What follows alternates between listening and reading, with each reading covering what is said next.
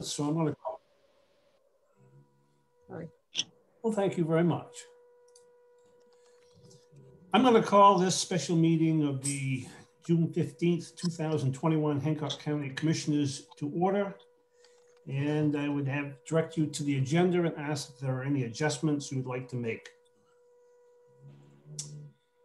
Hearing none, a motion in order to approve.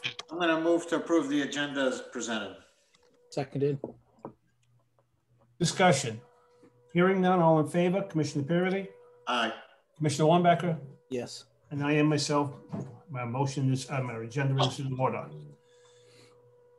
I would ask this morning if there are any out there who would like to make a public comment.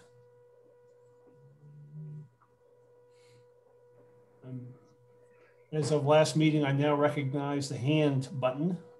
I don't see any, so we're going to move on to item 2, the meeting minutes from last meeting. I see a hand in Leroy's box. I don't. Oh, okay.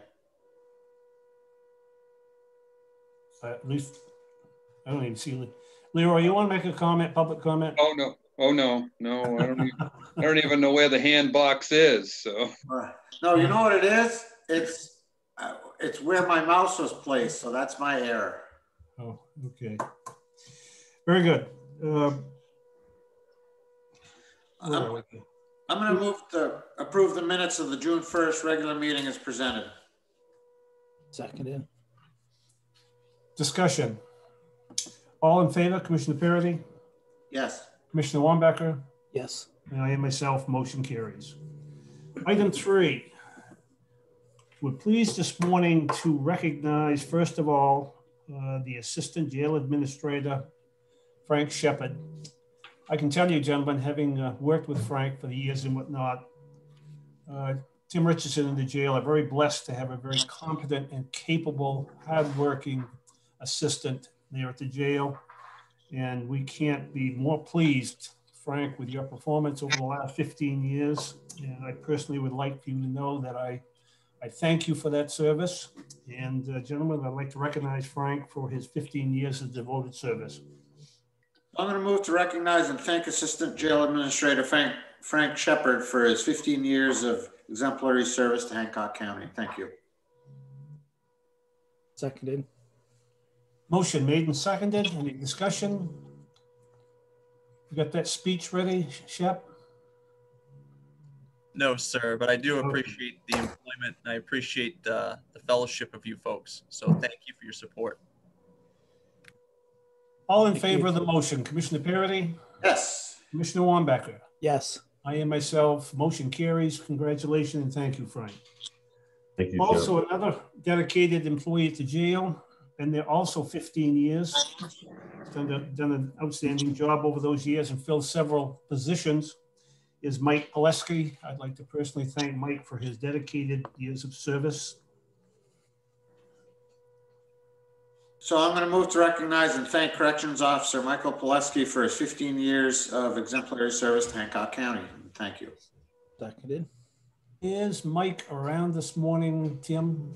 No, he is not. He was unavailable. I spoke with him in detail about this, and he wasn't available, and he was happy to be recognized. And I advised him we'd have him in contact with the certificate and such. Very good. Pass along our comments and compliments. I will. Thank you for the support. Motion on the floor. All those in favor. Commissioner Parity? Yes. Commissioner Wambacher? Yes. I am myself. Motion carries. Item 4. We're going to have a discussion this morning on our ongoing COVID policies and processes. Scott, where are you this morning? Here, Scott. Yep, right here. I guess generally, the state has removed, and the governor has removed and is removing even more of the restrictions that were in place. Gentlemen, as you know, our courthouse has been closed to routine public access. And I asked Scott if perhaps it's time that we had a discussion on whether or not we want to modify that. And what is your feelings? What's the court's position on reopening, and how are we going to manage the relationship between what the court dictates and what we're going to do? Yeah, great question, Commissioner.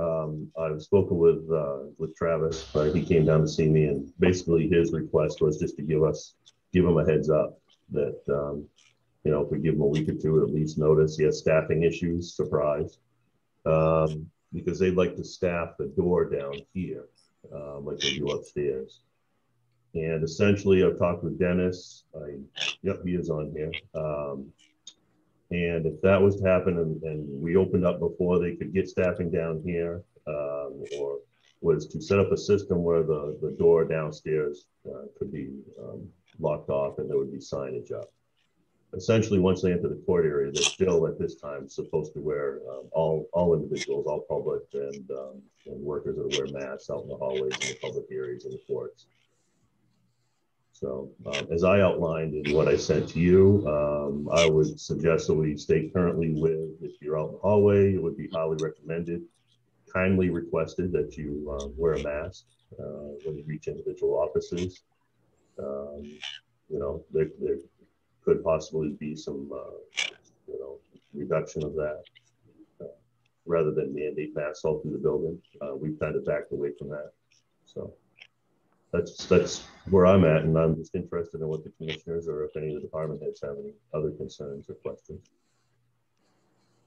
Well, my feeling is, we should sort of follow. I know municipalities and cities all, throughout the state have been lifting them, and a lot of folks have had shots, and in other words, have had the full course of the vaccine. So my feeling is that we're just what the administrator suggested is that we open the courthouse, removing the restrictions, and just make the request that the administrator suggested. It sounds like the courthouse or the court would like notice of that. So if we did that, maybe we should do as of a date certain, although I would be prepared to do it as soon as possible, but I'd honor the court's request if that's what it is. Well, I need to understand something though. Wearing a mask protects who? Well, there's been a lot of debate about that. Well, is wearing a mask protecting those people who have not been vaccinated? Because people who are vaccinated can meet and congregate without having masks. So it seems to me that we're implementing a policy on wearing masks to protect people who have not been vaccinated. Now, if that's the case, I really wonder whether or not that is our place. And I say that because people who have not been vaccinated apparently now, it seems to me, have done that, are not vaccinated by personal choice. If you want to be vaccinated, all you gotta do is walk into Walmart and they'll vaccinate you. I mean, it's that simple today. So I think we're at a point now in our recovery where everybody that wants to be vaccinated has been vaccinated. And the people that have not have made a choice for whatever reason not to be vaccinated. And so it's a personal protection for them to wear a mask for themselves. And I think that should be the policy, is that we're opening up the courthouse now on the first 2 floors in deference to the court's policy. And if you have not been vaccinated and you're concerned about the spread of the virus, then put a mask on. But if you've been vaccinated or you haven't been vaccinated and you're not concerned about getting it, it's up to you. It's a personal thing. It's no different than us saying, we're not going to employ people that smoke. It's not for us to say that we're going to force people who are obese to lose weight because that's a health issue. If you've made a personal decision not to be vaccinated, then that is a personal health decision that you've made, and that should not be part of our public policy. And so I think we should open up the courthouse, remove any requirement for anybody to have a mask, and encourage those people that haven't been vaccinated to consider wearing one, and remind everybody that they need to have a mask on the 3rd floor until the court lifts that requirement.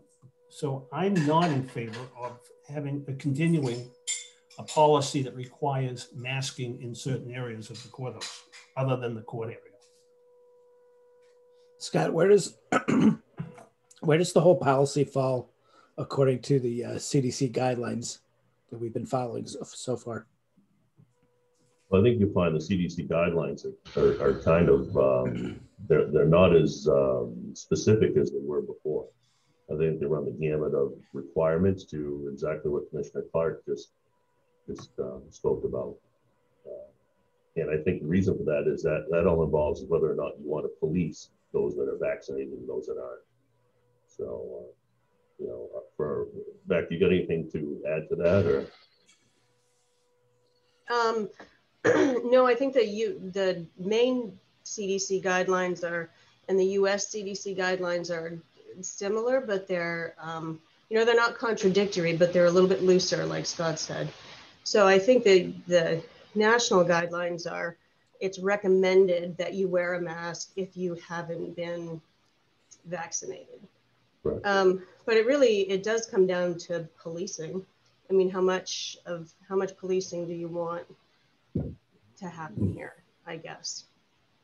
I guess my main concern would be, I'd like to treat everyone the same, whether they have the vaccine or whether they don't have it. That would be kind of difficult to. So what you're saying, Rebecca, is that the difficulty is getting people who haven't been vaccinated to wear a mask, or mandating that, as opposed to suggesting that, correct? Yeah, I think we're asking for trouble if we do that. I mean, Yeah. And Commissioner Clark, I don't think that's what you were suggesting, correct? No, I'm not suggesting. What I'm suggesting is that we do not have a mask policy. We might make mention of the fact that if you haven't been vaccinated, you know, we encourage you to consider masking. But if you've been vaccinated and you feel comfortable being around other people, even those that haven't been vaccinated, you're welcome to, you know, to travel the courthouse other than the 3rd floor without a mask on. Okay. Maybe we should hear from some of the people working there every day too. Joaquin, would you like to comment? I would, Commissioner, thank you. Excuse me, we're not going to change the way we're doing business. I have done business in the jail for obvious reasons. We're only going to let a select few people in, attorneys, medical staff, and those type of things. With that closed environment and with the air circulation that we have in there, we could be in trouble in a hurry. So we're standing fast on the way we have there. Now down here in the law enforcement and the civil side, I've had conversation with Mary Ann and Michelle in regards to how we're going to deal with the civil papers. Neither one of them have a problem if we allow people in the lobby so that they can go out and get the papers. And I had a conversation with Mary Ann this morning. She's getting a lot of, I don't know if pressure is the right word, but from users of the civil system, from attorneys down to the everyday person who uses that service, that they would like to be able to come in and drop papers off, and they're finding it inconvenient to mail it. Mary Ann likes it being in the mail because she doesn't have to run 42 times out through the doors, you know, and meet with somebody during the day. So I would not have a problem, and I would encourage us being able to allow people into the lobby. As far as law enforcement doing interviews for the last 15 months, we've been able to work around that and do that in certain ways. But certainly it's much more convenient to be able to do an interview with either a victim or a suspect here in here where we can isolate people and do that properly. So I would suggest that we be allowed to open up down here. I don't know how that's going to affect dispatch. Obviously they'll be out in that lobby, and dispatch dealing with people coming in will be revert back to the way it was.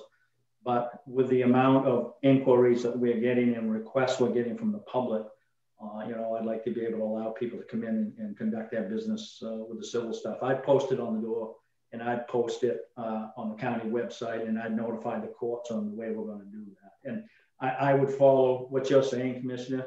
We would ask that if you wish to wear a mask and you feel uncomfortable, you're more than welcome to do that, but we're not going to mandate it. I think too, there has to be a lot of leeway given to restricted spaces such as the jail. I really don't think that we as commissioners and whatnot could or should be implementing or trying to implement any policy up there and allow them to, the sheriff and the jail administrator, to do what's right for those areas.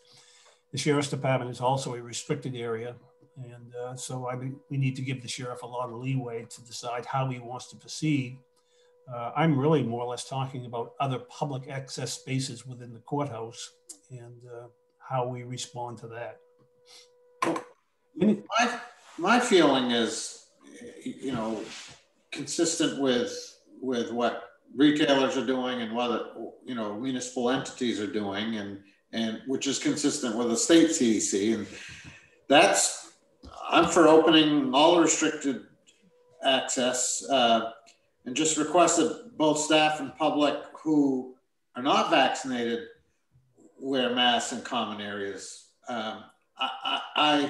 That's a request. I'm not, you know, suggesting policing it, because quite frankly, it's impossible to police.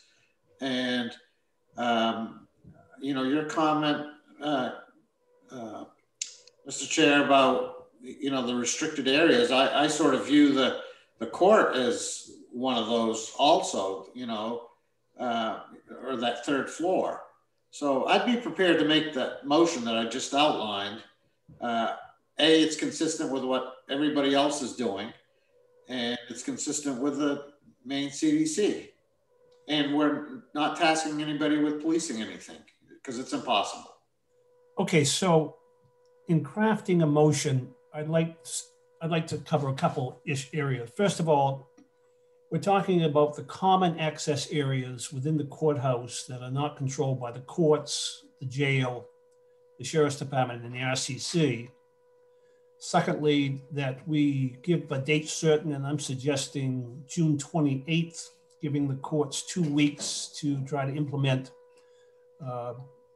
security at the front door, and that the mandate, the policy simply be that we encourage visitors and employees who haven't been vaccinated to wear a mask while in the public access areas. Is that sufficient, gentlemen? Pardon? Scott? I was just going to suggest, rather than going with an elongated motion, why don't you just reference that I'm going to draft, Rebecca and I are going to draft up an update to the building policy to send to you for approval before sending it out. And it might make it simpler, because everything, all the details will be in that, what our discussion is today. So. I have something. Yes, go ahead, Julie. The short version is, if you're going to open to the public, so the public going to be able to come in through the court section and get to this floor? They're going to have to wear a mask from the court section down to your floor, because that's a requirement the court has. I understand that, but are they going to be able to get to this floor from the upstairs without someone letting them on the elevator, or are the doors going to be open? That's my question. You can't do that right now. Well, I mean, that's a given. Once we change our policy to allow public access, they've got to open up public access from the third floor to the other floors. Right, Scott? Rebecca? Yeah, that was closed off because we requested to keep everything segregated separated between upstairs and here. So yes, the short answer should be yes. Because that door is currently locked now to avoid that. But. The elevator would be unlocked too. The only reason why I'm asking that is because if you unlock the elevator for use, which you would have to, what's to stop them from going all the way to the bottom? And when it opens, you know, if they don't have a mask on, they, you know, they're in the sheriff's area. Well, that's a restricted area. You can't get any farther than the lobby. That's all. Right, locked. but that's all. I was just saying that they'd have the ability to get down there, though. And I think that's what we intend to do. We intend for them to have access to all public access areas, unless they're restricted or the courts. And by the way, Paul, the courts have statutory authority over that area. So I mean, we couldn't do anything different than what they want to do. Well, that's why I'm wondering why even have the date. You know, why not just do it and then they have statutory. You know, yes, what I'm saying, they just need time to put somebody at the front door coming off State Street. The front door. If they want to know when we're going to open up, they want to start having security at that point. And we're just giving them that much time. Right. In deference to Scott's comment, though, it's one thing throughout this last 15 months to comment about changing or updating or modifying our policy. It's another thing, I think, for us to make a final decision that we're going to do away with restrictions. And so I'd like to see that in the form of a motion this morning as outlined by Paul and I. I think Paul's motion that sounds like that he's putting together is one that I would support. Okay, so I think we should let me go throw this out and then we can so I'm going to move to open the courthouse, removing restricted access as outlined by Administrator Atkins, and kindly request that both staff and the public who are not vaccinated wear masks in common areas such as hallways. As of June 28th, or I should have put the date at the beginning. So I'm going to say move to open as of June 28th, the courthouse, removing restricted access as outlined by Administrator Atkins, and kindly request that both staff and the public who are not vaccinated wear masks in common areas such as hallways. That's what I'm throwing out. Second that. I like that. I think that's sufficient, and that's what we're looking for. Second that motion then. Okay, the motion been made and seconded. Any further discussion? Any department heads or public would like to comment on that before we move? Okay, hearing none. All in favor of the motion? Commissioner Parity? Yes. Commissioner Wambacher? Yes. I am myself. Motion carries. Scott, anything else with regards to that, to the COVID restrictions or policies? Okay. Nope. And I think, I know that's consistent with Maine CDC, and I think that allows the leeway of those restricted areas. Is that correct? Is that your? I think that's very workable. I don't think we've really balanced our between the mandate and complete freedom. So yeah. I think you nailed it. My apologies for not thinking that you could in a simple motion. Thank you. Okay, let's move on to deeds. Good morning, Julie. You have a couple issues for us? I do. Requesting to hire Hannah Knight and Maura Sankey to work on a project this summer to be paid strictly out of the surcharge account. And take a second, Julie, to explain that to Paul, what that means. He's not. The surcharge was created. It's an extra fee that we collect when we record documents, and it was designated for the restoration, preservation, or recreation of documents, and that's all that it can be used for, and it's at the registrar's discretion.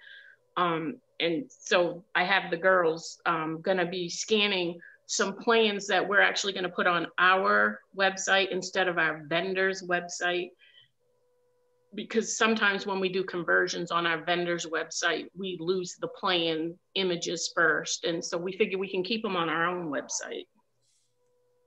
So what happens, Paul, at the time they wanted to automate their records, they created this account so that they could have extra funds to help to have people do that process of converting to automation to the computer system. So Julie, on occasion, hires extra help and designates them to to get them. Your regular records are already on computer, right, Julie? So this is extra projects that go beyond your titles. So, in other words, this is exactly what this fund was set up to do. Yes. Yep. Okay. So I'm ready to. I'll take them one at a time or both at the same time if you'd like. But one at a time, please. Okay. So I'm going to move to hire Hannah Knight of Eastbrook as temporary project deeds clerk at the rate of $15 an hour, paid entirely out of surcharge account G1 3021-60, effective June 12th, as recommended. Seconded. Any discussion? Hearing none, all in favor, Commissioner Parity? Yes. Commissioner Wambacher? Yes. And I am myself. And I'm going to move to hire Maura Sankey of Surrey as temporary project-based deeds clerk at the rate of $15 an hour, paid entirely out of surcharge account G-1-3021-60, effective June 12, 2021. Seconded. Any discussion? Hearing none, all in favor, Commissioner Parity? Yes. Commissioner Wambacher? Yes. And I am myself. Julie, anything further from deeds this morning? No, we're still making lots of money. Good. Keep right on open. Yep. Gentlemen, Paul, do you have a comment? Nope. Oh, before we move on, gentlemen, I'd like to have a real quick discussion just to get your thoughts, perhaps, about how concerned we should be with regards to employing people who already have close relatives in county government. Last meeting or the meeting before that, I think we approved employing as a patrol deputy the detective's son. Moira is Andy Sankey's daughter. And this isn't a reflection upon those people or their capabilities. My concern is the worst case scenario, and that is that an issue evolve with these people that becomes very contentious and may lead to disciplinary action, worst case scenario, or something like that. And perhaps an appeal before us, our decision is unfavorable to the relative. It, again, worst case scenario, that relative becomes so disgruntled that they resign.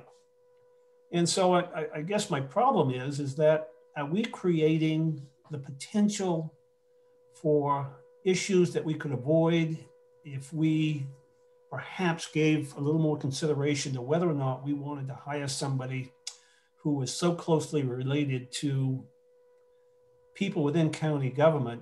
And this is an example today that if something happened and Andy became disgruntled over action we took against Maura and resigned, we'd lost one of the best EMA directors we've ever had. Is that something we should be concerned about? My whole thing would be, what's the HR policy on it? Obviously, I don't think that we're committing any violation to our policy. Am I right, Rebecca? Yeah, yes, you're right. The policy really speaks to family members in a direct supervisory role. And that's in the county policy as well as the union contracts?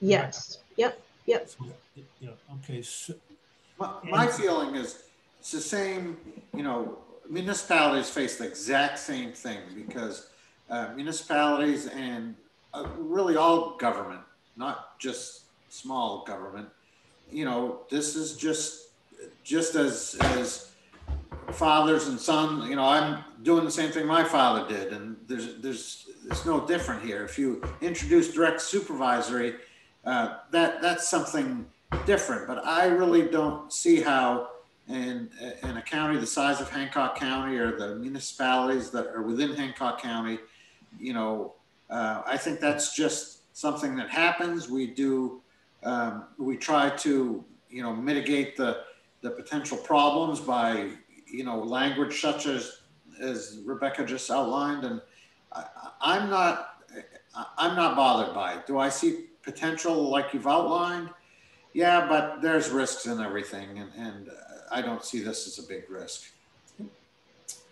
Very good. If you're comfortable with that, I'm certainly not going to make an issue with that. I would encourage, though, that the department heads be sure that it doesn't raise the issue of being overlooking another applicant for the sake of hiring a relative. So, I mean, that's the only other issue that I would say could come back to haunt us. But all right, thank you for your time. Let's move on. Matt, are you with us this morning, or is there somebody with us this morning from the DA's office? Julie, Karen. Sharing cameras. Karen Brown is here. Can you hear me? There's Matt. Hi, sorry, I'm also in court, so I'm sitting here with Michelle, and she's going to make our presentation this morning, so that I'm not in the way here. If that's okay with the commissioners. Thank you. Michelle, I want to apologize. You're new to the game here. I didn't recognize you as Matt's assistant. I will do better in the future. Good morning, and thank you for helping out here, okay? Good morning, and thank you for having us this morning. We are asking to hire Lynn King at grade 11, step C. And why we're asking for that is because of her extensive work experience and her qualifications, including a bachelor's degree. She's a certified drug alcohol counselor, and she's also a licensed social worker. She has a lot of credentials, a lot of experience working in crisis and working with individuals that are at the worst place in their life, which is a lot of what the victim witness advocate position is. So she's very qualified for this position, and we're hoping that you would permit us to hire her at that pay scale. I think I speak on behalf of the other two commissioners, and thank you for your extensive review of her that you provided prior to today. That's a big help. I appreciate that. Gentlemen, what is your pleasure? I'm going to move to hire Lynn King of Mount Desert as victim witness advocate at grade step 11C, effective June 26, 2021, as recommended. Second that motion. Discussion. Lynn is with us this morning. Lynn, welcome. Thank you. Gentlemen, any further discussion? Hearing none, all in favor of the motion. Commissioner Parity? Yes. Commissioner Wambacher? Yes. I am myself. Motion carries. Anything else this morning, Michelle, from the DA's office? Yes, that's great. Thank you so much for your time. Thank you, gentlemen. I appreciate it. Okay, Matt. Moving on. Moving on, we'll go to the airport. Good morning, Leroy. Good morning. Only have two things. One is the request approval to purchase 12 sets of beam chairs, total 28 seats from K-Log Incorporated at a total price of $8,021 for the terminal building. This is something that had been in the works for, well, it was in the works when I got here. Right. So I'm not sure how many years this has been in the works. Is it part of the reconstruction process? No, this is just replacing old and tattered seats. Okay. Right, Brad had set up an account. So what I didn't put in there, and I apologize, is that this is a reserve account for the airport, and it has 25 grand and $25,000 in it to do this. So Leroy's got enough, and then there's a few other little items, some Adirondack chairs that we talked about, kind of dressing the airport up Maine style, so that people are welcome and people want to come back. And Leroy, why did you select K-Log Incorporated? I went to 3 different vendors, and they was the cheapest vendor with padded seats. There was 3 prices I got. The lowest price was not a compatible chair. It didn't have any padding on the bottom. I wanted to have a little padding on the bottom like we have now. And the next price was I want to say like $1,000 or $1,600 more. So it was just under 10 grand for the next one. So I did do some due diligence and search the internet, and did have some correspondence back and forth with 3 companies. Gentlemen, are you satisfied that Leroy's done due diligence for the bid process? Yes, so I'm going to move to approve the purchase of 12 sets of beam chair seating with a total of 28 seats from K-Log Incorporated of Zion, Illinois, for a total price of $8,021.09 from reserve account G2-3010-54 as outlined and recommended by the airport manager. Seconded. Any further discussion? I look forward to the ribbon cutting ceremony. The new chairs. Yeah. Mm-hmm. Yeah. I can tell you, gentlemen, I went with some of the boys at the SO flew down to Boston to pick up some cruisers and bring them back, and that was quite an experience. That's a nice, easy flight, hour and 20 minutes, and I would encourage the public to consider that if they want to make a quick run to Boston. Okay, we have a motion on the floor. Any further discussion? Hearing none, all in favor. Commissioner Parity? Yes. Commissioner Wambacher? Yes. And I am myself, motion carries. The other one we have is accept the resignation of the airport maintenance worker that we hired, Kenneth Evanson, effective June 8th. He came in, worked one day. The upside was he didn't take us down a long path and then resign. The next morning, I got an email from him, said it just wasn't going to work out for him. So moved. Seconded. Well, that's truly unfortunate. I mean, on paper, the guy had good credentials. Oh yeah, he was great. Yeah. That he could have proved, had that worked out, he could have been very valuable. It's unfortunate. All those in favor of the motion, Commissioner Parity? Yes. Commissioner Wambacher? Yes. I am myself, motion carries. Anything else, Leroy? The only thing is just I did go to the Trenton Town meeting on Saturday, and they did approve for the town to enter into agreement with us. So we're still hammering out some details on that, and we'll bring that back at a later date. This is for the fire department side. Good job. Very good. That's all I got. Very good, thank you. Thanks. Move on to agenda item 8, unorganized territories. You handling that this morning for Millard, Scott? I guess I am. Yeah, I don't see Millard on here. I think as he stated, the contract is the same and just an extension of the other one. So I'm going to move to approve and sign the solid waste agreement for T10SD with the town of Cherryfield as presented and recommended. Seconded.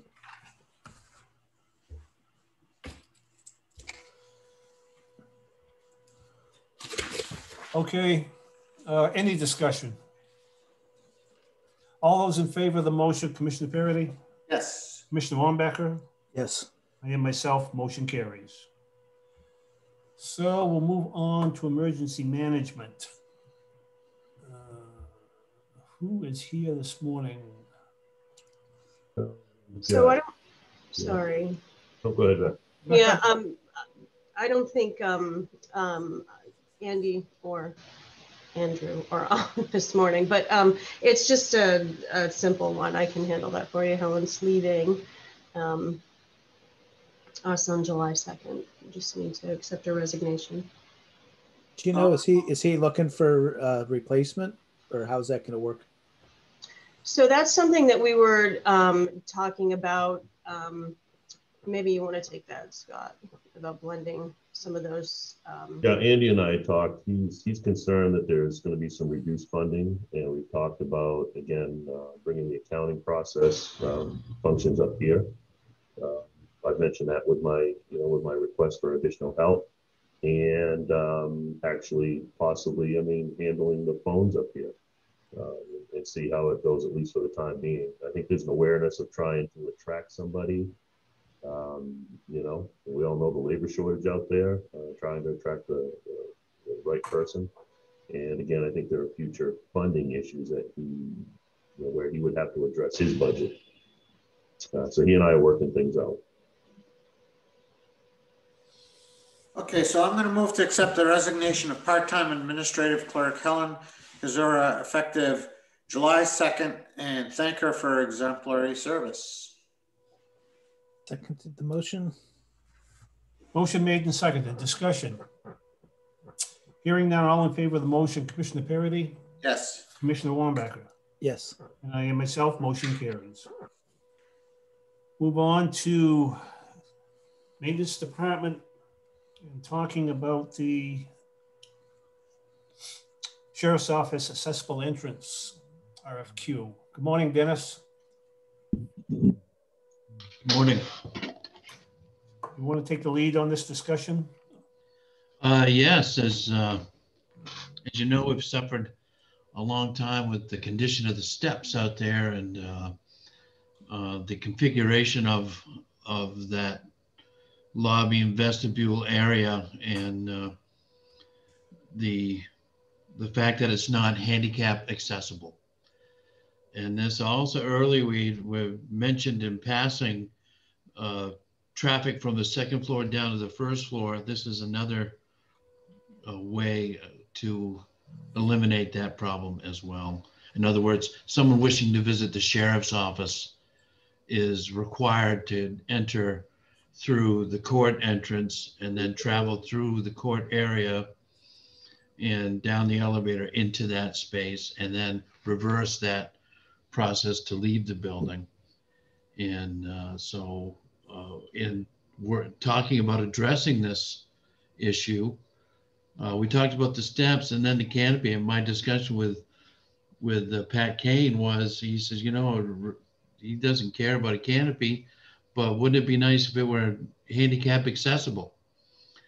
And brought it to Scott's attention at that same time. And then we had these resources come into play and thought that it might be a good fit for something that, as we've said, that the county wouldn't probably be ever able to really afford to do or would afford to do, but now we could, and what a blessing it might be. So the idea is that we could take that area, quite a large space, ask for design services to provide us with ideas and possibilities, really, with regard to altering that space to meet our needs now and in the future. So if you understand, gentlemen, what we're doing, we're replacing the elevator with a shaft that will go clear to the ground, making the first floor handicapped accessible from that parking lot by the old jail, relieving them from having to go all the way up above and coming down. And the funds would come from our recovery funds. Now, for me, it feels like we're getting the cart before the horse here, because we really haven't even talked about what we're going to do with our funds. But I do think that this would be valuable in the sense that we would have some sense of what a project like this, the ballpark figure would be to complete this. And as Dennis said, it could, for me, it would be high on my priority list, because it's a project we desperately need, but probably short of a bond. I don't think we could ever afford to do it. So I would like to consider approving going out for requests for qualifications from architects, reviewing those, selecting an architect, and trying to get a ballpark figure for what a project like this would cost the county. Gentlemen, what's your pleasure? I'm going to move just that. I'm going to move to approve the RFQ and advertise for the Sheriff's Office entrance project as presented. And you've outlined all the reasons, really. You know, to me, it's not putting the cart before the horse because of the reasons you stated. It's, you know, this is the only way I know of how to get a number for this kind of thing. Right. Yeah, it might be too much. Yeah. Yeah, I mean, yeah. I'll second the motion. So have you developed the RFQ already, the RFQ application, Dennis? Yes, with the exception of the dates, I entered dates that are just, you know, plucked out of the air for not knowing when we'd present this and when it might be feasible to get something back. And with that in mind, I'd take a day or two prior to publication and firm up the dates that we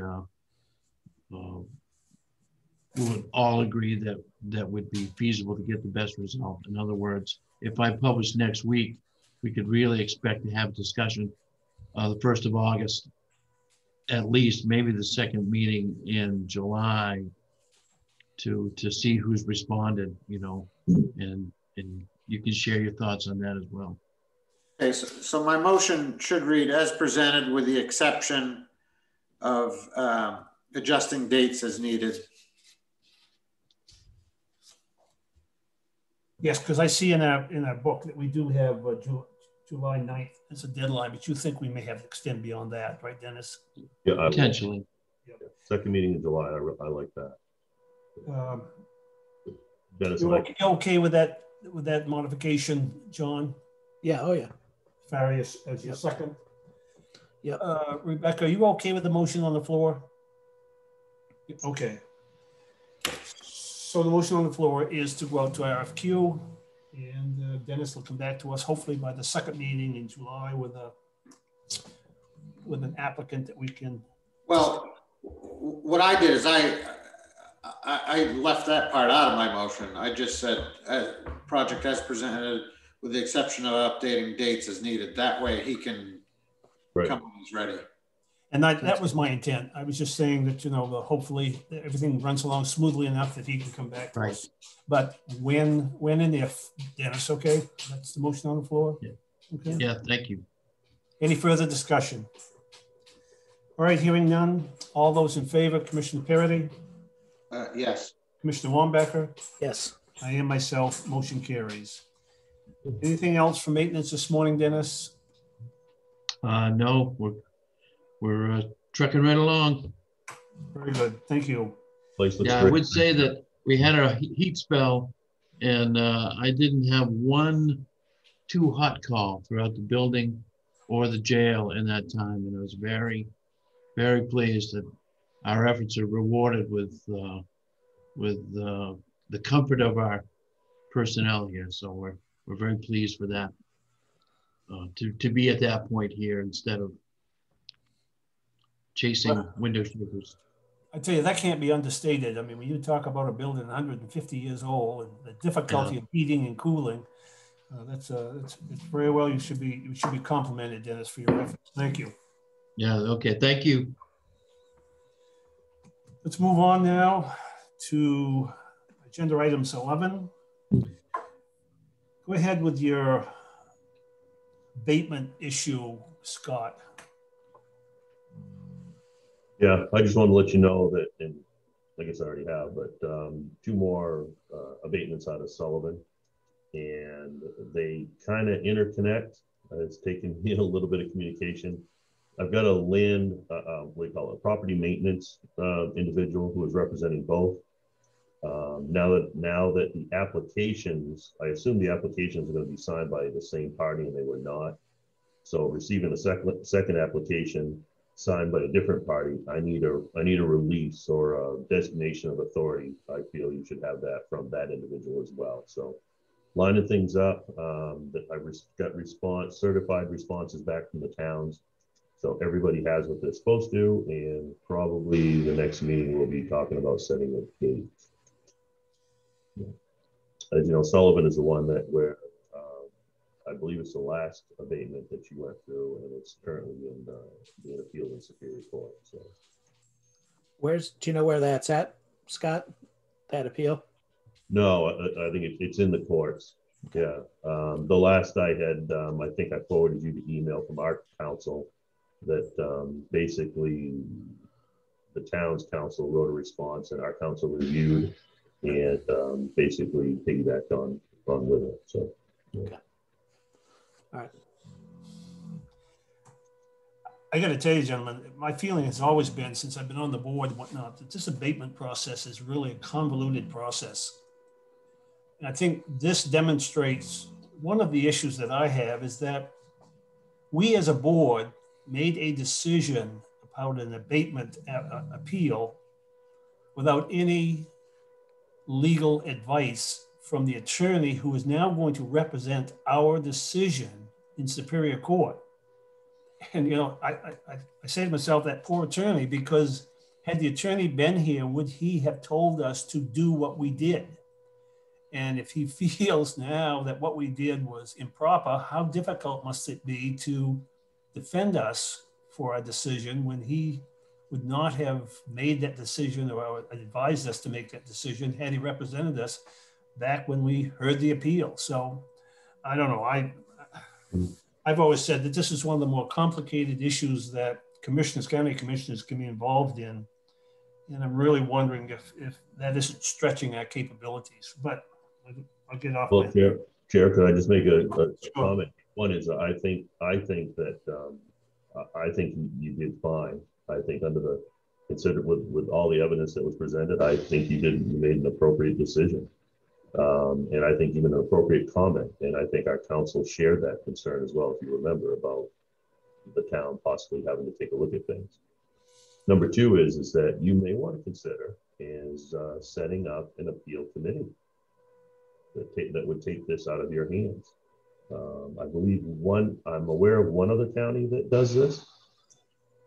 And just for that reason, it separates the commissioners from having to, you know, you're more directly associated with the town, you know, than a bipartisan or, you know, an objective committee, possibly more objective, that may have an attorney on there, not as legal representation, but having the knowledge, you know, a real estate person. I don't know, and maybe possibly one of you, if that was you know, an advantage or a way to set things up. So just something to consider in the future. I haven't been around long enough, but how often does this happen? It only happens once every 2 or 3 years, right? Every year so far. You know, what we heard, 2 or 3 a year, something like that at the most. Yeah, we had a good year last year or prior year. What happens is like when I first came here, I got nailed with like what, 7 or 8. It was because a municipality did a reval. Oh, revals trigger it. And then here, I never had this much activity with Knobscot. But here the issue is the vast difference between the assessed value on waterfront property and the price you pay for it.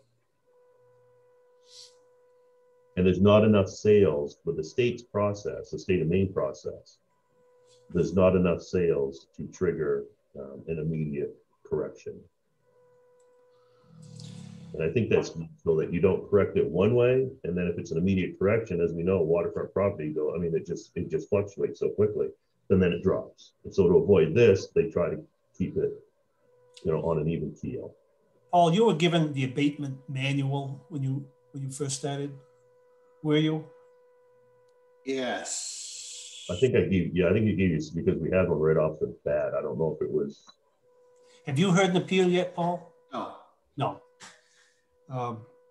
Well, I'll tell you, the manual is valuable, of course, but to me, it conflicts. I mean, it contradicts itself.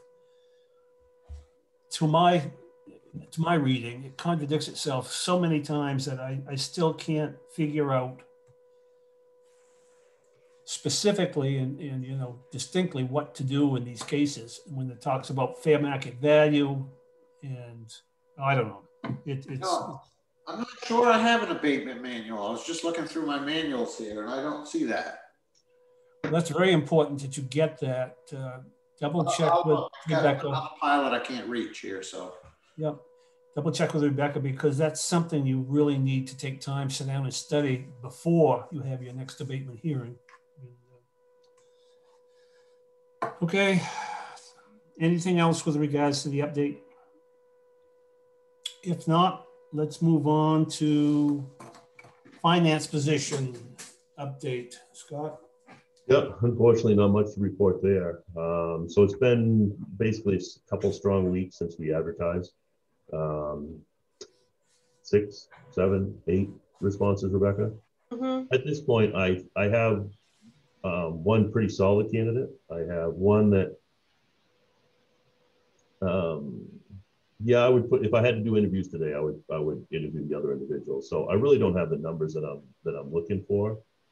And I don't recall if I've had this conversation with all of you, but I've kind of taken a little bit of a step back, or well, actually not a step back. I've got a plan B in mind, which is if I don't find the right person, which I've been clear about that, I feel right along. If I don't find the right person, I've talked to staff about plan B, which is to, you know, not put a round peg in a square hole. If I don't find the right person now, we'll move along. And one of the other aspects to that is you know, we'll talk about this a little later, but bringing Kitty Barbie on board to help with the ARP. That is in the 2 or 3 meetings which I anticipated, and it has not gone any differently than what I expected. I think she could be a huge help. I also reached out to her with a project that's been sitting on my desk, you know, a report to submit, and I've sent her information to see if she can take care of that for me. So I think she could be an asset in the near future. I may possibly consider having her update our RFP for banking services, which needs to be done, which then I can concentrate on the audit. So I think a combination of things allows me the flexibility not to have to press this decision right now.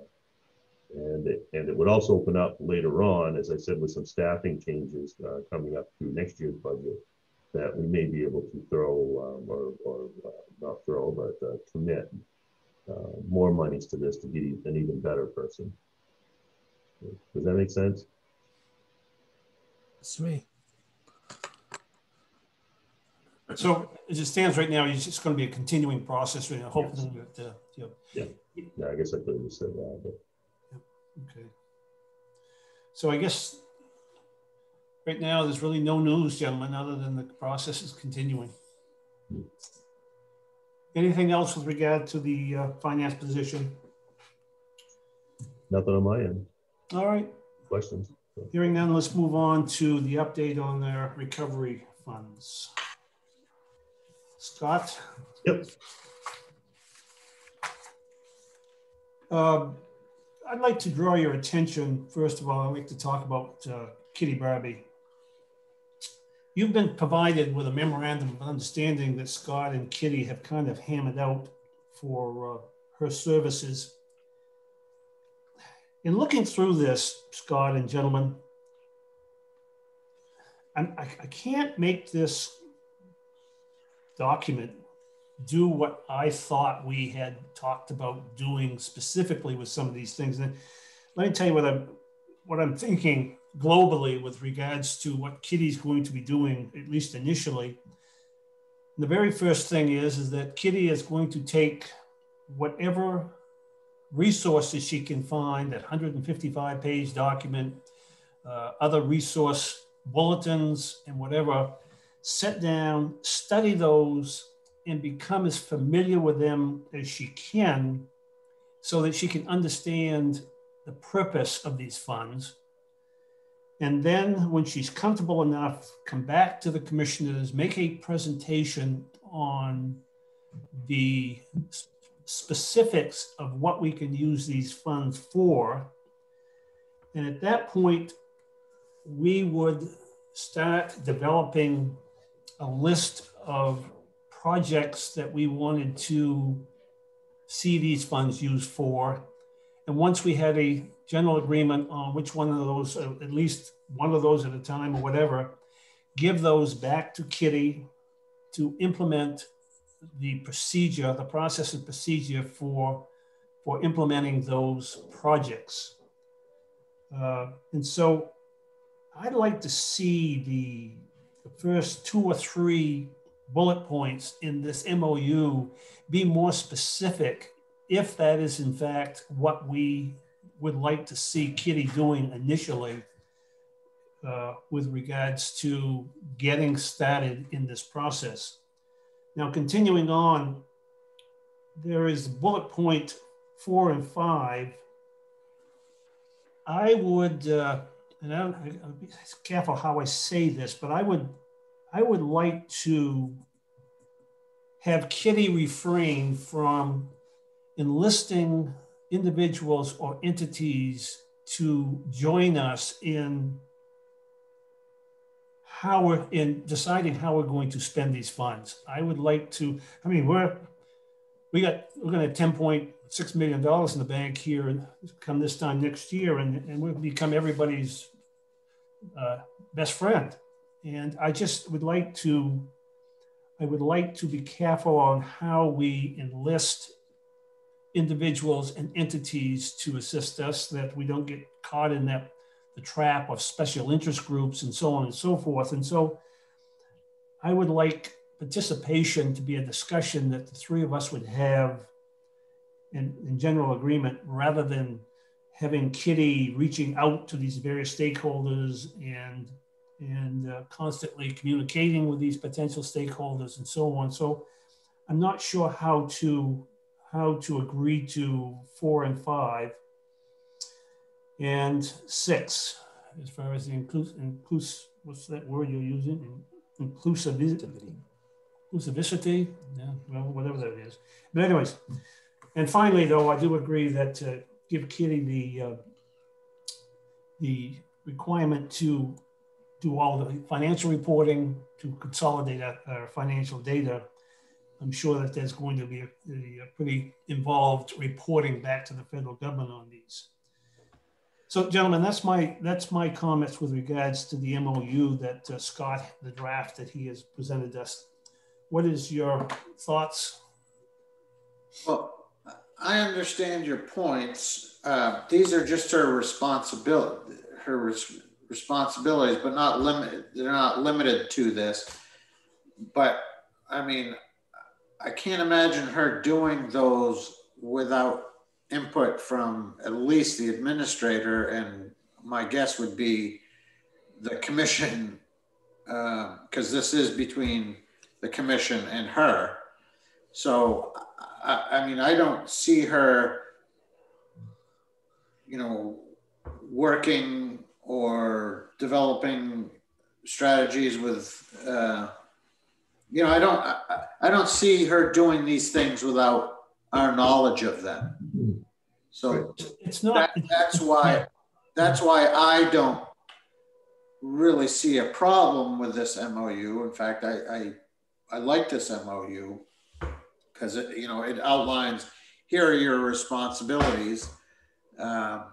Here's what we're wanting you to do. We're not saying we want you to do this without our knowledge or without, so yeah. That's why I don't see that problem, but again, I don't have a lot of history. I don't know this lady, but everybody speaks very highly of her. I don't see a problem. I don't have a problem with this document. I don't think I'd take the stakeholders' idea as maybe the thoughts that you're concerned about, Bill, as being that Kitty's going to be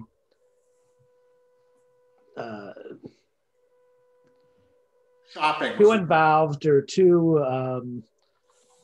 I guess when I think of the stakeholders, I think of the county, municipalities, and she's going to have to be talking because, like I said, this is going to be a joint effort of the county and municipalities finding the needs, and she's going to need to be talking with us and them to kind of feel out what everybody's needs are, and if we're starting to move in the wrong direction, she's going to need to be able to communicating with them.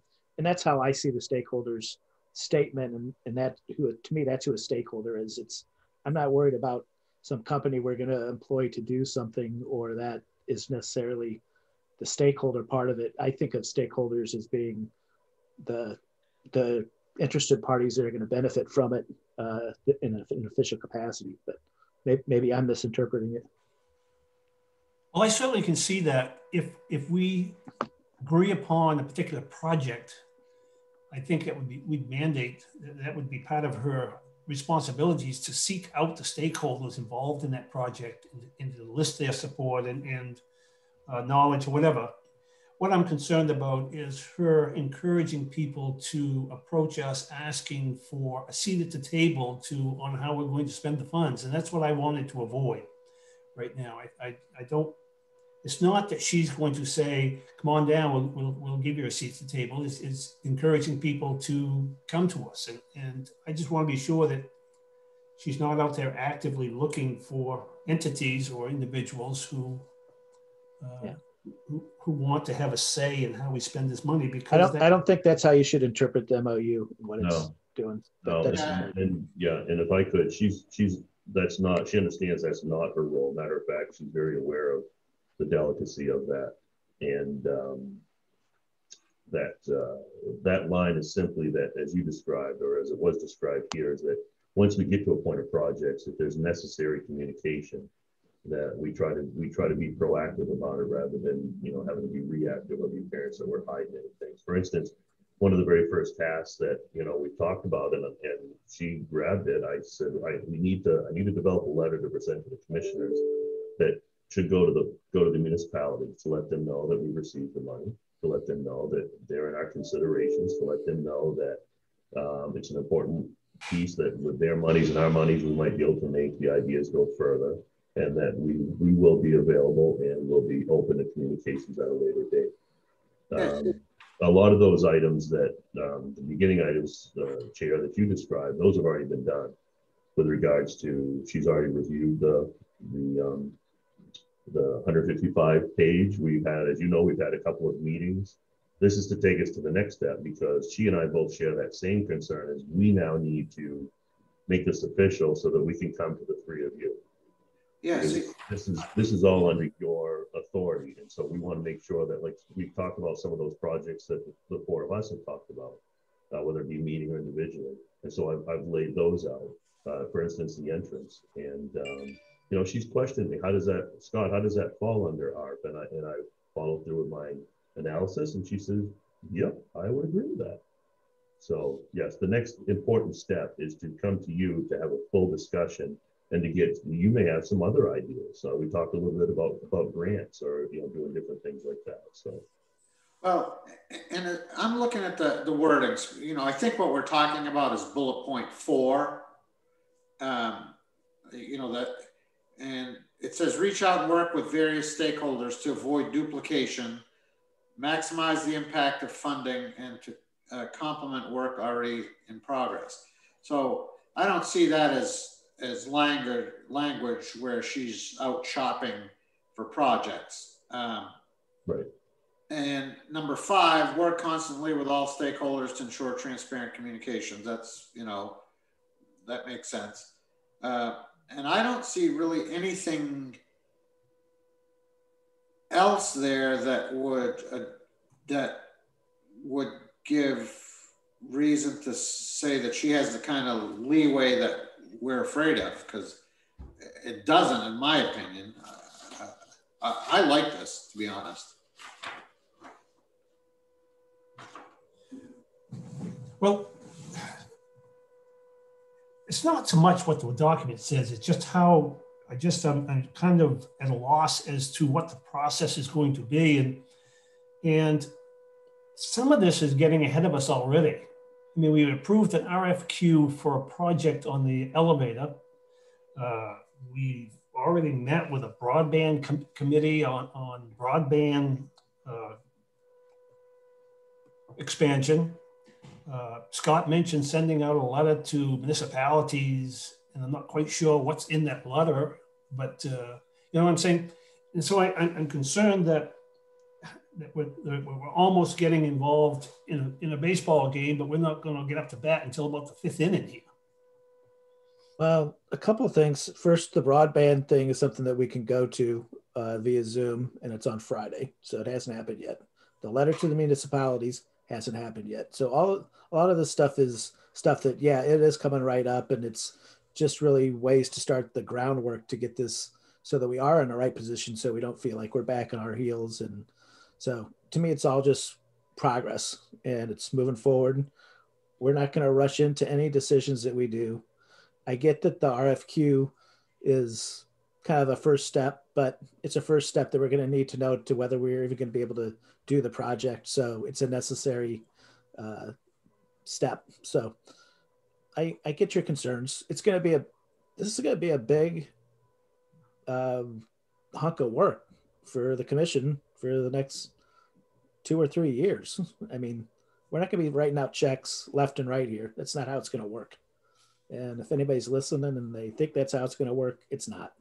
Not if I have anything to do with it. So we're going to take our time, make sure that we spend the money appropriately. And to me, the memorandum of understanding is kind of going over that. That's how we're going to proceed with it. So that's my opinion on it. And I'm just not seeing, I'm trying to figure out what we could possibly change here to address some of the concerns. But I don't know. I'm fine with this. With regards to the process that I laid out, though, is that anywhere near what you people were thinking about with regards to how we're going to proceed into this? Yes, but that process, it definitely, in my mind, but I don't see that process is something that is required in this MOU at this point. I guess that's where we differ then, Paul, because I thought this document was going to lay out for Kitty more specifically, what we would like for her to do and how to do it up to a certain point. Now, at some point there, this is going to be a self-evolving process, I guess. But anyways, I think that's what comes out of it, to be honest. Yes. I don't think we differ. I think we agree. I think that exactly what you're stating is what comes out of this document as we get further along. Yes. Yeah. I don't think there's any disagreement. And to your point about, feeling like you're kind of coming too late to the bat, as I said, Kitty and I both share that concern, because you're right. I mean, we've had unofficial conversations about different projects, and that doesn't mean that they're all going to fit. But, as she and I talked, one of the first things we want to do is finalize this so that she and I then can make the plan as to what does she or what do we bring to you. Yeah. Because that is what we want to avoid is the commission not appearing that as they are, is that you are in control of this. Yeah. Yes. So not to belabor this, I'm going to move to approve the MOU between Hancock County Commission and Kitty Barbie / Barbie Business Services for consulting services regarding ARP funding, and authorize the chair to sign the document as presented. And I'm making that motion because I really feel that this is what gets us to where the chair has outlined, to be honest. Yeah. Yep. I agree. I'll second the motion. Okay. With regards to the MOU then, is there any further discussion? Hearing none, all those in favor of the motion, Commissioner Parity? Yes. Commissioner Wambacher? Yes. I'm uncomfortable enough with this that I'm not going to approve this, but I will sign as the chair on this because the majority of the board wants this document in effect. Well, and, if you have an amendment that would, that would bring it in line to your thinking, I just haven't been able to pencil one that would solve that. Well, I think I think what I'm looking for is more specifics, Paul. And I guess the general consensus is that we don't need specifics. Those will come out of this document later. So I'll accept the fact that you're willing to put some faith in the process here and that this is suffice. And let's move on. Okay. So the motion carries 2-1. And if you have that ready, next time I'm in, I will sign that agreement. All right, thanks. Understanding that, then can we conclude our next meeting with Kitty is going to be her analysis of what's in that 155 pages and the resource material that comes out of that as with regards to what can and cannot these funds can be used for? Can we have that discussion soon? Next. Yeah, if that's what if that's one of the items that you want to hear from her rather than looking at, you know, taking specific projects that we've already discussed and the overall scope. The problem is who's making up this list of projects. I guess that's the first thing that bothers me. Until we know for sure what this money can be used for, how do we make this list of projects up? And so I'd like to have a better understanding of what can and cannot be used in. And so, gentlemen, can we agree? That, okay. Next meeting. Oh, at the next time we meet with Kitty, whenever that is, Scott. Let's have that discussion and go from there. Okay. Yeah, I think it's more important to get it right than do it, you know, do it fast. So, you know, when that's ready, that'd be great. Okay. Then with regards to the rest of the recovery plan funds, Scott, what else do we need to discuss this morning with that? With regards to the rest of the funds, I think at this point, based on prior conversations, that you need Kitty's review and analysis on the 155-page report. That's what I'm hearing. So, yeah, I have no further. I have nothing. Gentlemen, anything further you'd like to say or ask for with regards to our funds? No. Okay. Let's move on then to item D. Before you go there, Travis Oakes just popped in, security. He's he's head of the judicial marshals for our area. I didn't know if Travis had any questions, or can you hear us, Travis? Or if you had any for him. Travis, you're on with us this morning? I am. Yeah, I am here. I apologize for being late. No, that's okay. That's okay. We took action this morning, which effectively will open the courthouse back to near normal, effective June 28th, which is 2 weeks from yesterday. Is that correct? Yeah. 2 weeks from yesterday.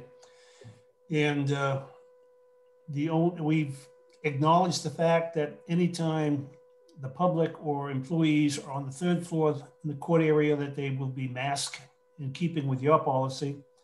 Ours down here simply encourages the public and employees who have not been vaccinated to mask up when they're in the building. But as our assistant county administrator said, that we're not going to police that. It's on the honor system. And so basically, other than restricted areas like the jail, the sheriff's department, RCC, who may have modified this policy a little bit to fit their needs, we're going to try to get back to something normal by the 1st of July. Gentlemen, while we have Travis here, one thing we didn't talk about is having meeting in our meeting room again. And that's a discussion we perhaps should have had as far as getting back to normal. And my thought personally is that until the courts open up their area to and remove the mask requirement, I'm not sure it would be in our best interest to try to meet in our meeting room, continue to meet for a while on Zoom. What do you think about that?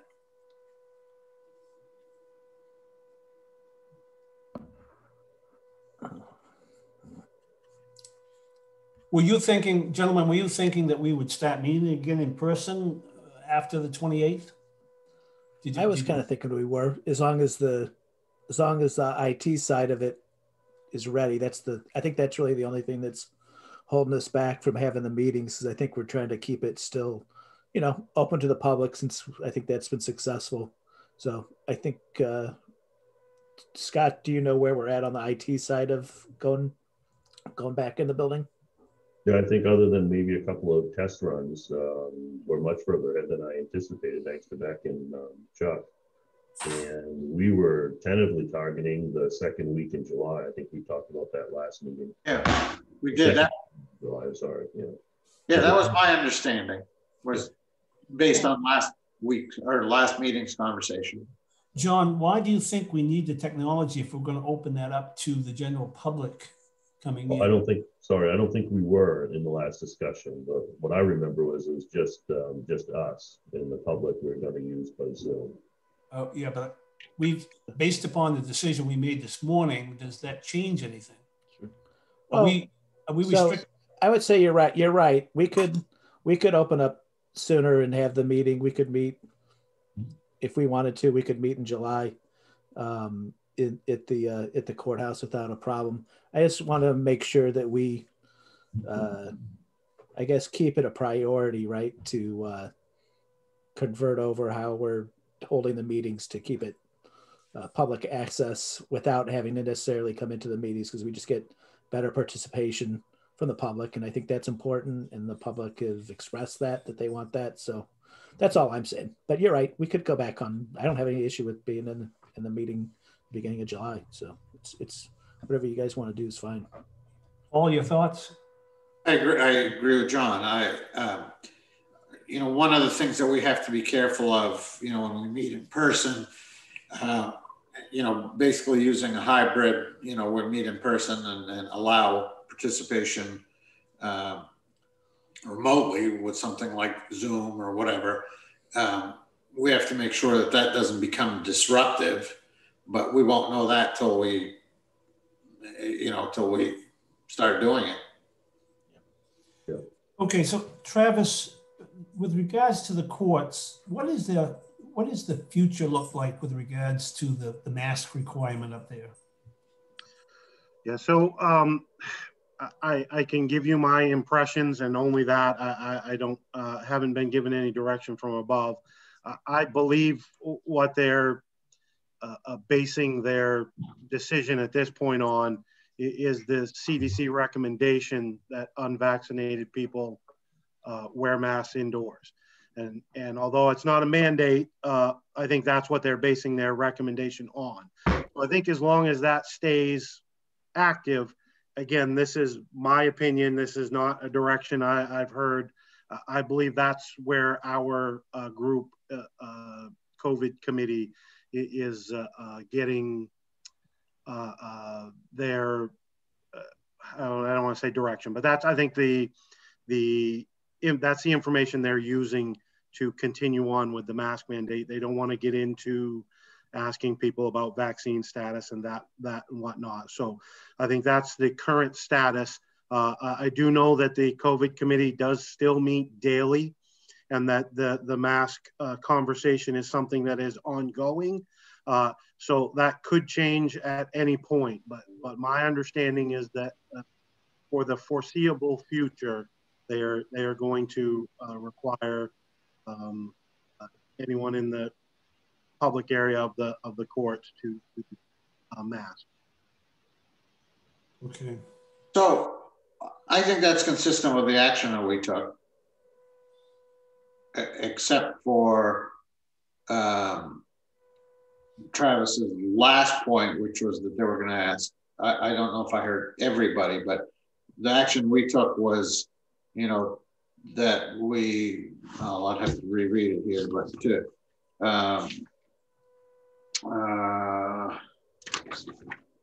I think, Travis, you're saying that the courts, in order to enter the court area, you're upstairs, you have to have a mask on, correct? Yeah. Yeah. Yes, correct. Vaccinated or non-vaccinated. Yeah, and if we with, and I of course will have to check with opening that front door, if the access is, if they're going to be able to come in through the front door and get upstairs, I think we are going to have to go back to staffing that as for screening purposes, and I'm not sure where that falls in the hallway there about us, you know, handing out masks and whatnot. So Travis, this is what the action we took. We said to open the courthouse, removing restricted access, and kindly request that both staff and the public who are not vaccinated wear masks in common areas such as hallways. Yeah, and the current court direction is that we're requiring everybody, vaccinated or not, in the common areas to wear a mask. So that is you know, that one point sounds like it is different. Yeah. And I don't want to leave the public with having, two different rules. It's just hard. I don't want people confused on who's supposed to, who's not supposed to. It makes it difficult. And I totally agree, but what I read is consistent with Maine CDC and what's happening everywhere else. So, right. So that was, my personal reasons for making that motion. Yep. And, with the caveat that, you have statutory authority, as I understand it, to do what you want in your areas.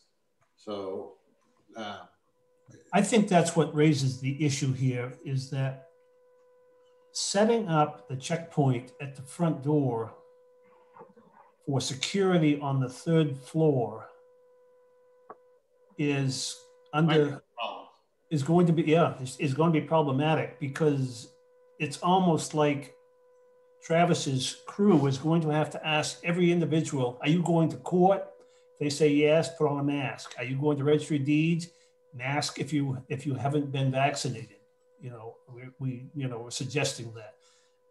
Travis, is that practical?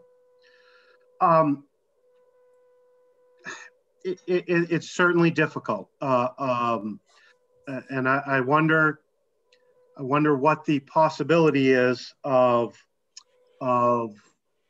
limiting access from that floor to our floor. And that puts us right back to where we were before, Travis, is that if we require everybody to mask up at the front door, that's not consistent with where we want it to be.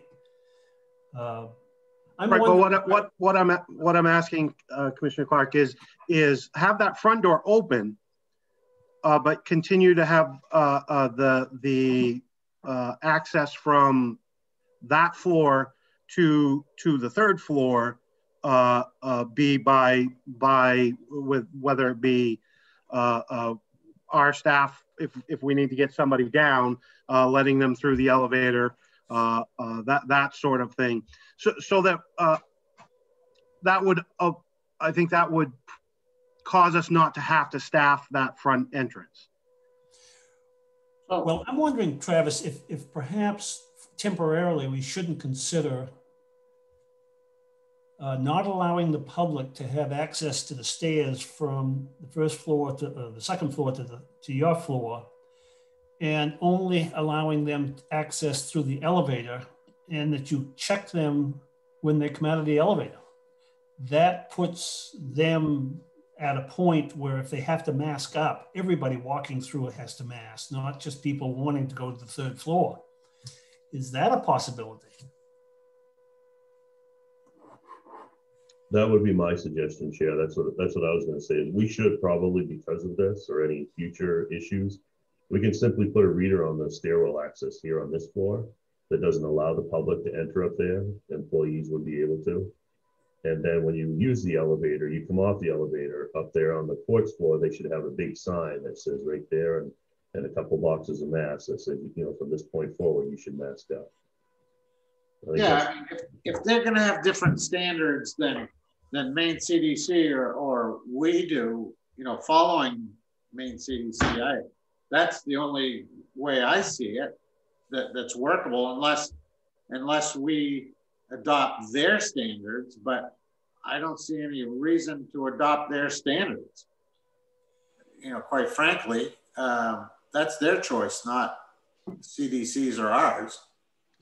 So can I ask a question, Travis? Even if we did adopt your standards for mask wearing, wouldn't you still need to monitor those access points? So if the door was open, our primary purpose for having people at the doors is more in checks for weapons and things of that nature. It's more of a safety issue than a COVID issue. We were doing screening long before COVID came to town, and hopefully once COVID leaves, we'll still continue to try and keep those sorts of things out of the building. It just becomes problematic, as you're all well aware. We have quite a maze of a building, and there's just so many access points and so many ways into the buildings and up and down through floors. It just very hard, like every other law enforcement agency, certainly in the state, maybe in the whole country, we're having extreme difficulty in finding people to staff that. So as many, it's just, I understand that it is what it is, and the more access points that we have to staff, honestly, at this point, the less courtrooms that we're going to be able to have running, because I have three marshals, full-time marshals. That's what I have. So, any way that we can lessen those entry points into the building makes for a safer building, in my opinion, for everybody that's here. And I hate that the conversation is what it is because of COVID and not because of security reasons, but we are here. And if it required an employee access to get from one floor to the other, it would be easier for us to check people when they come to our floor. It's not just a matter of leaving a box of masks and saying you need to mask up. Those people need to go through metal detector and make sure that they're not bringing those things that aren't allowed in the courthouse. And so it's just the nature of the building that makes that difficult here. Most places, when they now design courthouses, it's one access to the whole building for that reason, so that everyone comes through that point. We know that the bad things are very unlikely to be getting in the building. It's just a unique problem that we have here, which is exacerbated by the fact that from 18 months to 2 years ago, I have exactly half the staff that I had 2 years ago. Travis, not because we're not trying to hire, we just can't get people. Travis, prior to the COVID, you were monitoring the front door. There's a checkpoint downstairs. Yep. Wasn't the public able to come in by the sheriff's department, get on the elevator, go to the third floor and get off without going through a checkpoint? That was possible. That was possible. That was the one. There were a couple other doors that were secured with key cards. They were able to get in through there, and the discussion was that with the renovation of the RCC, we were going to look at perhaps having someone there have to open the elevator so that someone couldn't just walk on and get up to us. So that's going to happen again if we don't do anything specific. That's going to happen again. That elevator is going to be public accessible, and somebody's going to be able to get off the elevator on the third floor without having gone through a checkpoint. So I'm wondering why that wouldn't, having a checkpoint at the exit of the elevator wouldn't even accomplish two purposes. First of all, the disparity in our policies right now with regard to masks and the ability to cover that public entrance. And if that's what we need to do, that's what we'll need to do. But I guess my question is, if we're going to, the point in my mind, I think, is to be able to screen the most amount of people to make sure they're not bringing weapons in the courthouse. To accomplish that, I would think that if we're going to put that extra person,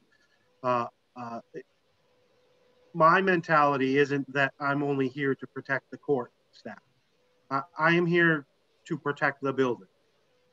It is a courthouse and everybody works in the same building, and I don't want to see anybody on that floor get hurt because they're not court staff, you know. So, Travis, with all due respect, thank you very much for your consideration, but this is a unique time.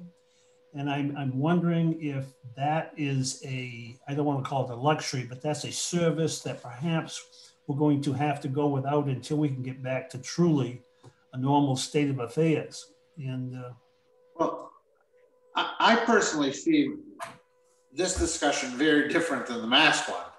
You know, the security thing, I agree with Travis. You need somebody at the only concern between the disparity and the mask policies is that security person, what he's telling them about a mask. And to me, you keep the security in place like you have been and put a table with masks at the elevator or where they enter that third floor and say, okay, when you go beyond this point, you need a mask. I think it's that simple. I think the security part of it is an entirely different question and problem, and a very important one. But I do think it's separate than this mask thing. The mask disparity to me is very simple to solve. so, gentlemen, you've heard Travis's comments. Did this in any way, does this in any way make you want to rethink what our policy is with regards to entering the county's space, public access space downstairs? No, for me, it just, especially when we started talking about security, to me, it just reinforces what we did. If we're going to differ, and quite frankly, that the disparity is a much smaller problem than the security is. And John? So is the idea that we would have the security check at the elevator, at the exit of the elevator? Is that what the proposition is in the end? I don't know. Travis hasn't really said whether or not that's a feasible option, but my problem is that he did say how difficult it's going to be to query everybody coming through the front door as to where they're going. Yeah. So if you're going to that's practical. Yeah. Yeah. So I think that's a very difficult. Now, I'm suggesting to Travis to consider moving that to the exit of the third floor elevator. It covers two problems: the disparity in our mask policy and the fact that getting on the elevator at the Sheriff's Department and the RCC entrance gets them into the court without going through a checkpoint. So Travis, would that work for you if we did go that route? Well, I do have it is a fairly common occurrence that state court matters are held in the probate courtroom. So that certainly muddies the waters on those days. And then there's also that front stairwell that comes up into the front of the building from that front door. If that's, I'm just not sure exactly if we're opening everything and all doors, or again, it's such a crazy maze building with so much access. I would feel better with there being, if we're going to staff multiple entry points for entry screening security situations, that front door, in my opinion, is where, and I do understand, Commissioner Clark, that there is that other spot, that the ability to come in through the Sheriff's Department and up through the elevator. But I think that the traffic through there it's significantly less than we would be looking at through the front door and through the garage side door. So, and I think what you're asking is that we not open the building to the public because of security, not because of COVID. And that's what I don't like about this. That's why, to me, they're separate issues. If we keep the door closed for security reasons, well, that's a whole different set of standards than if we keep it closed for COVID reasons. And I think we're using one to accomplish the other, with all due respect. So it is a public building. I just, you know, maybe there's a way to have the key. What if the stairwell was secure instead of the public space? Is that, no, that you still go up through the elevator. See, the thing is, Paul, is the compromise here is for us to continue to mandate masking throughout the entire building. So you have public access, but if you're in the public access, no matter whether you're in a county space or court space, you got to be masked up.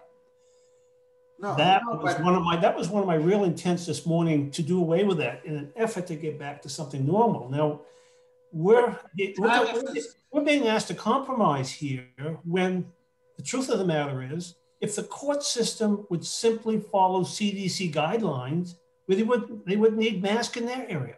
Well, so I mean, they're because of their rigidity in the resistance to following CDC guidelines, we're asked to compromise our efforts to get back to some normalcy. Well, but I don't think that's what this is about. From what Travis just outlined, this is about security. Well, I think Travis made a global statement that's consistent with court security in general. It has been for years and whatnot. I do believe that Travis has got to look at this thing in the time period we're in right now, under the conditions we're in right now. And this isn't a security issue. We're not having this discussion today because we're concerned about and the need for increased security. We're thinking about how can we get the public back into the courthouse and deal with the continuing COVID problem. No, but Travis's pushback is not about masks, right? Travis, it's about security. Right. So, just as it's just the number of entrants. If we, I do not, it does not matter to me at all whether the public can access the first floor. It's the coming in from outside is what is problematic, because I can't check those people without having someone down there. So the access to the first floor isn't what's problematic. There are, I think, 3 county buildings left in the state that have multiple access from the outside. Everywhere else, they come in through one door. All the other doors are not public accessible. So that creates the point where we can have screening. Everyone through the door gets checked. We know that you know, very likely they're not bringing weapons in the building. That is my concern. You know, if people go downstairs and take their mask off in the hallway, I have no concern of that. Well, okay, I guess, Travis, what I'd have to say to you is continue to have your checkpoint at the front door, with the understanding is that if somebody is coming in to go to deeds, probate, commissioner's office, EMA, or whatever, there is no requirement from the county that they mask up. Yeah, pretty simple. And you know, despite how problematic that may be for your crew to have to query those people, it's either, that's if you want to continue to be at the front door and you want to continue to have masks on the 3rd floor, then you're going to have to accept the fact that there are going to be people who are not going to mask up when they come through the front entrance because they're not headed to the 3rd floor. Okay, and suggestion on how we handle that when there's court activity going on in the probate courtroom? Sure. Back to your COVID committee and tell them to follow CDC guidelines and remove the mask mandate. Yeah.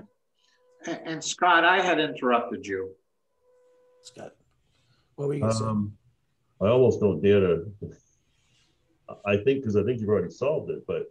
So the issue, and Dennis, I know you're on, I hope you're listening, but correct me if I'm wrong. So the difference is we're opening up our second set of doors. The public right now can access that up by the drug court, but we've restricted that access, right?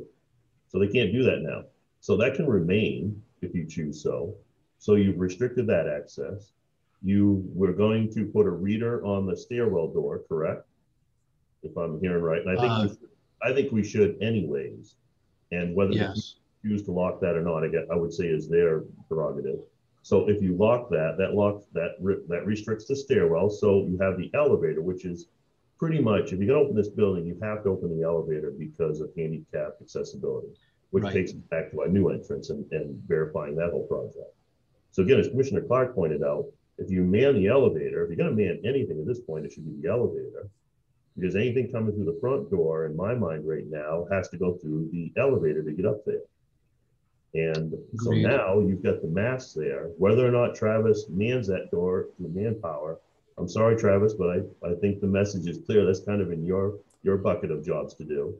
And we've opened the building and you've covered all checkpoints. I think it increases security because that front door was not secured by judicial marshals for a long time prior to COVID. It had just started to develop. I would say a few months if I'm close, Travis, or if I'm not accurate, but it certainly wasn't as if it was years. No, you're correct. That was something that has not always been, right. and that is absolutely correct. That if those doors are secure and they can't get to our area without going on the elevator, then that's I guess that's the point where we would have to staff. So why doesn't this idea work then that I just laid out? Because that also eliminates your guys from having to be down here explaining mask up or mask off. I mean, or no mask, mask or no mask. Right, and that's absolutely what I will. I will push up my chain and what ultimately we'll have to do. We don't get to tell you what to do in your space, and that's completely your purview there.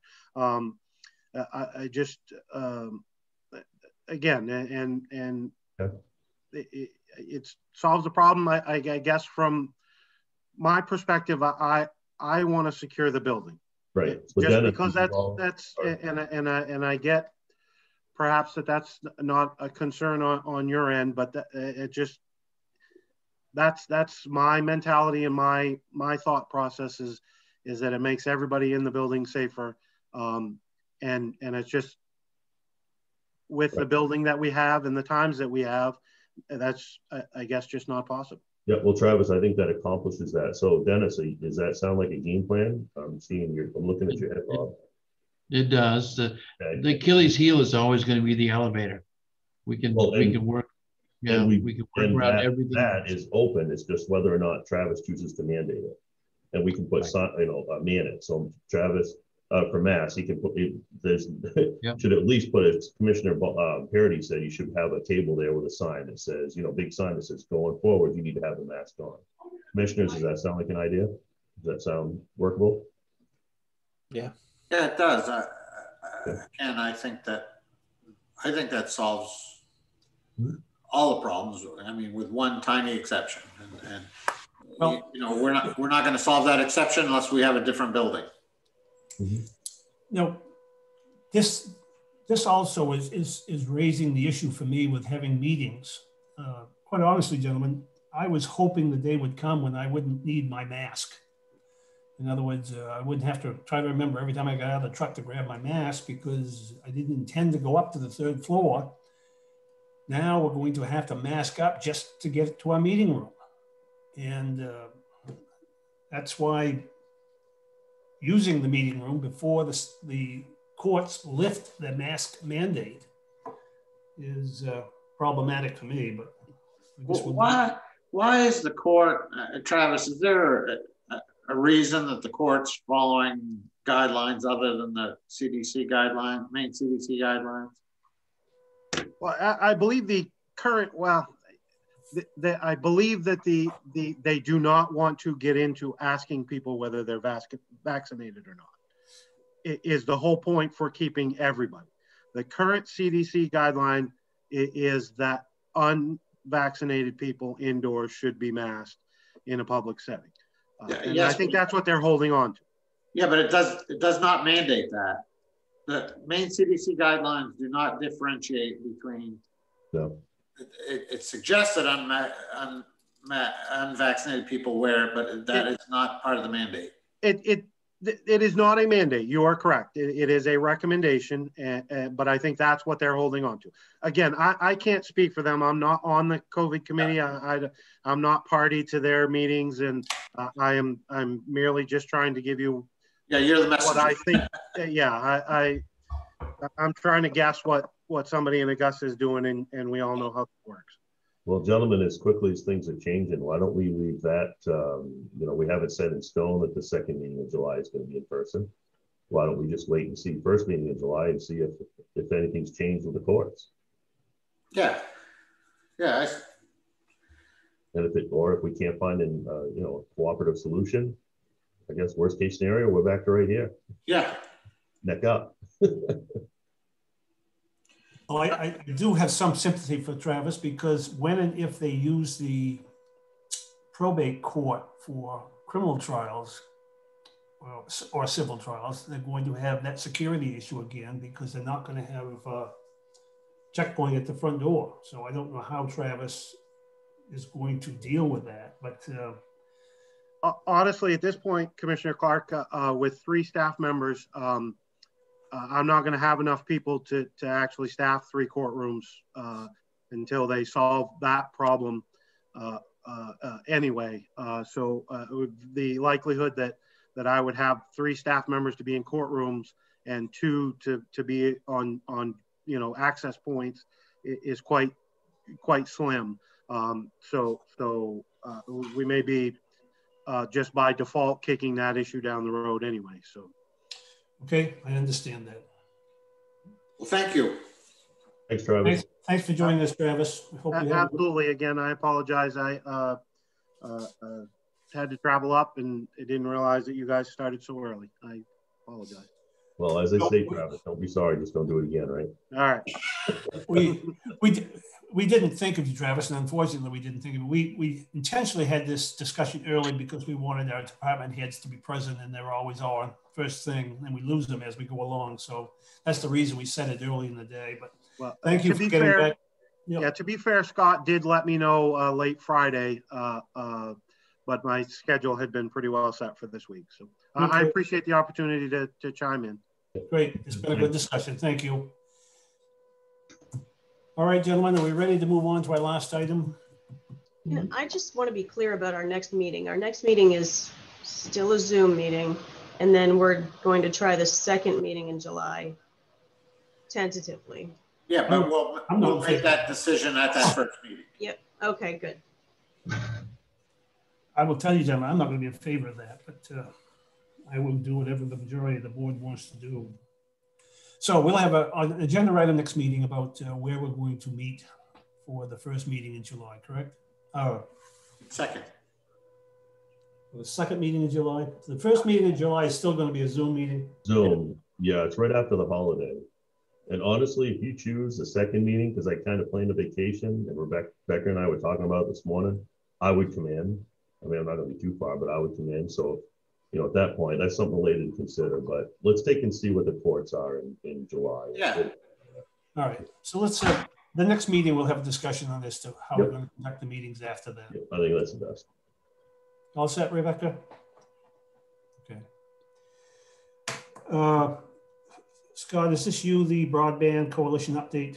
Yep, the last one is the Maine Broadband. I just wanted to send out to you that I believe I sent you, and Beck included as well, the invitation. And this same person, and I believe one other individual who actually he answers to, I'm trying to think of her name, Peggy Shaper or something like that. She's the executive director of Maine Broadband Coalition. They're essentially what they refer to themselves as a quasi operation in the state of Maine. And he put on a really productive, a very informative presentation at the last MCCA meeting. And, again, this is one of those, we're not committing anything to this at this point. where basically this is, I think, to be educated. I've sent this out to a few stakeholders who have been, you know, emailing me about coming to you about broadband. And so, you know, and I think the more educated we are leads to better, you know, use of the funds. And yeah, I mean, this is going to be a big project, broadband in itself. So that's all I really have on that. So there's this meeting coming up, the Zoom meeting on June 25th. Is that correct? It is a Zoom presentation that I think will go into more detail of the presentation of the game plan, you know, the structural plan of how we get broadband throughout the state of Maine, the various ideas, as you know, the ancillary processes such as, okay, this is all for hardwire, you know, running fiber, and then you get into discussion. Well, how do whether it be hotspots or whether it be other wireless communications, you know, tap into the same information and provide coverage where hardwire, you know, may be limited. And it also, I think, will give an idea as to how much this might cover so that we can better prepare for that last mile. And as Andrew Butcher, the one that put on the presentation, he put it, you know, this really essentially is a talk about putting up the infrastructure to make that last mile more affordable, you know. Okay. And you're going to be attending that June 25th Zoom meeting? Yes. Yeah, I'm sure I'll be watching it, probably Rebecca will be watching it. Yeah, I think, you know, it's just informational.